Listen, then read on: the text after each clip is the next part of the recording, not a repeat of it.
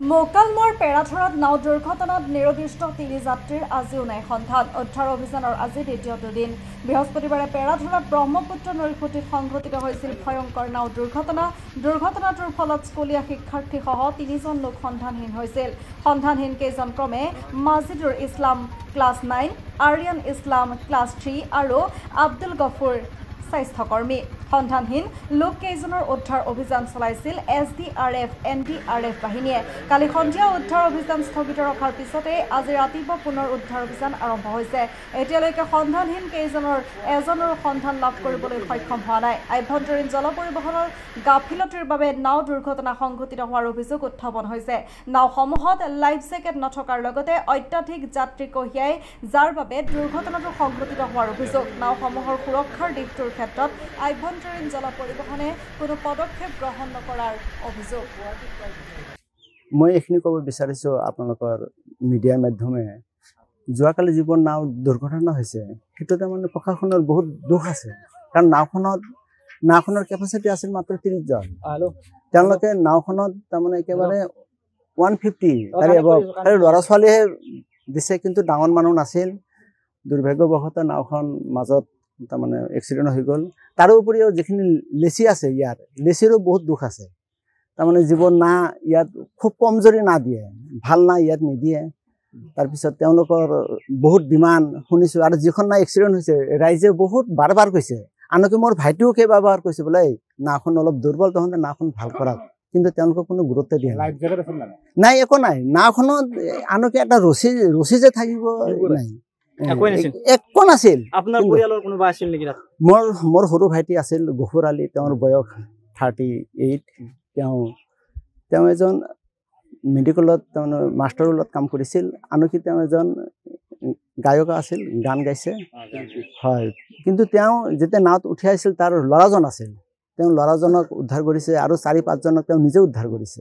পিছত 3জন না কেইজন আছিল, তেওঁলোকৰ গফুৰক বহুত সাবটি মাৰি ধৰিলে। সাবটি মাৰা ধৰত ল'ৰাৰ সন্মুখত মোৰ ভাইটিটো পানীৰ তলত লাহে লাহে ডুবি গৈছে। সেইটো এতিয়া মোৰ ভাইটি আছিল আৰু 3-4জন বোলে মোৰ ভাইটিক বোলে সাবটি ধৰিছিল। মোৰ ল'ৰা কোৱা হিচাপে, মোৰ ভতিজা কোৱা হিচাপে, গফুৰৰ ল'ৰা কোৱা হিচাপে, সেই হিচাপে পানীৰ তলত লাহে লাহে ডুব গৈছে। কিন্তু নাৱৰীয়াই তাৰমানে আগতে পলাই গ'ল।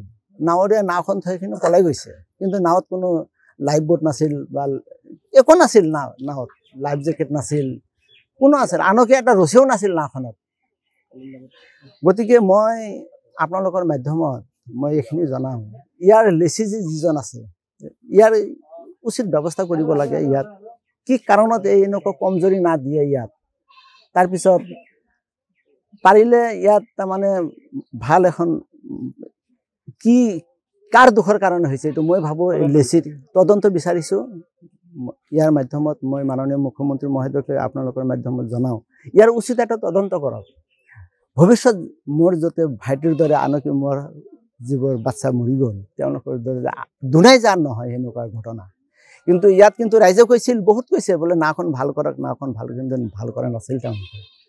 তেনেকৈ চাওক, ইয়াত ভাল ভাল না আছে, কিন্তু সেই ভাল না নিদিয়ে। বহুত না আছে, আপুনি চাইছে বহুত ডাঙৰ ডাঙৰ না আছে, কিন্তু সেইবোৰ না নিদিয়ে, সেই সৰু সৰু না দিয়ে। লেচিৰ তাৰমানে এইটো তাৰমানে তেওঁলোকৰ এটা কি যে পাক আছে, এইটো তেওঁলোকৰ কি যে ৰাজনীতি আছে ইয়াত একচুৱেলি, কিন্তু মই নাজানো। আচ্ছা, গফুৰৰ ল'ৰাজন বাচিছে? কিমান বয়স?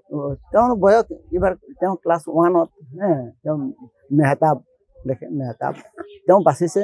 তাৰ লগতে 5জনক তেওঁ বচাইছে। তাৰপিছত আৰু নাৱৰ পৰা তাৰমানে জাপ মাৰি আৰু 2-3জনক যেতিয়া ধৰিব গৈছে, তেওঁক এনেকুৱা গব মাৰি ধৰিছে আৰু তেওঁ উদ্ধাৰ হ'ব নোৱাৰিলে। আনকি আজি 3 বছৰ আগত এই একে দুৰ্ঘটনা হৈছিল, এইখনতে ইয়াতে হৈছিল, কিন্তু অলপ ওচৰত আছিল, কিন্তু গফুৰে সেইখন নাৱত আছিল। তেওঁ তেতিয়া বহুত ল'ৰা ছোৱালীক বচাইছে। আজি 4 বছৰ আগত এনেকুৱা ঘটনা ঘটিছে। গফুৰ কোন মেডিকেলৰ মাষ্টাৰ? ইয়াত এই যে পেৰাধৰা এখন মেডিকেল আছে, এই পেৰাধৰা ওচৰতে, সেই মেডিকেলত মাষ্টাৰ কাম কৰে, ৰেগুলাৰ অস্থায়ী হিচাপে কাম কৰে। আপুনি বাৰু উমৰাহ কৰিবলৈ আগ্ৰহী নেকি? আলিফ উমৰাহ ট্ৰেভেলছে আপোনাৰ বাজেটৰ ভিতৰত আগবঢ়াইছে কেতবোৰ আকৰ্ষণীয় পেকেজ। আমাৰ পেকেজসমূহ হৈছে ছুপাৰ ছেভাৰ ৮৫,০০০ৰ পৰা ডায়মণ্ড ১,১০,০০০লৈকে। এতিয়া আৰু অপেক্ষা কিহৰ? আজিয়ে 7002343617 নম্বৰত যোগাযোগ কৰক আৰু বুকিং কৰক আপোনাৰ পছন্দৰ পেকেজ। বিশ্বমানৰ সেৱাত অসমৰ ভিতৰত শ্ৰেষ্ঠ আলিফ উমৰাহ ট্ৰেভেলছ। আমাৰ পৰৱৰ্তী যোৱাৰ তাৰিখ ২০২৫ চনৰ ১৪ জুলাই।